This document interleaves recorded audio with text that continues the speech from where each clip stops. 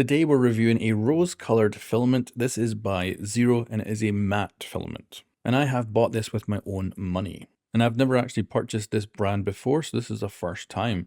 Now, in the box, you get yourself an instruction manual, but you also get, interestingly, a bag. So this is for keeping your filament dry, and it's a nice addition.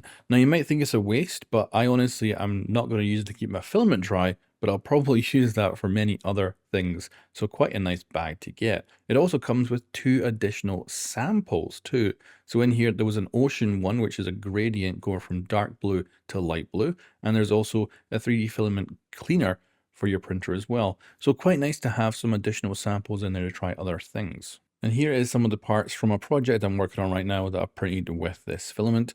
This looks sensational. Very happy with it. You can see this is where it was adhered to the bed, and overall the quality is just exceptional. There was also no supports in here, so inside there the distance is being spanned with 0 supports, and I'm extremely impressed with it.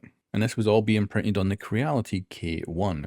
Now we got this big piece. This one did have supports on, so you can get a bit of an idea. Now I haven't gone and cleaned up too much here. I've just removed the supports that were inside these bits. And there was some at the front here and some at the back. And there is a little bit of rippling at the front of the piece, but I think that's more down to my print settings than a problem with the filament. And then we got one last piece to look at.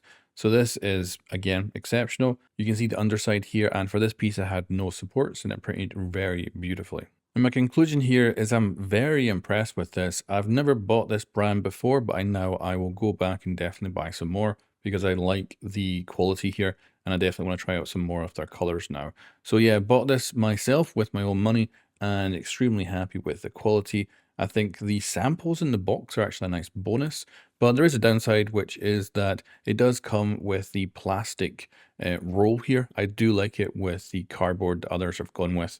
But other than that, this thing is excellent.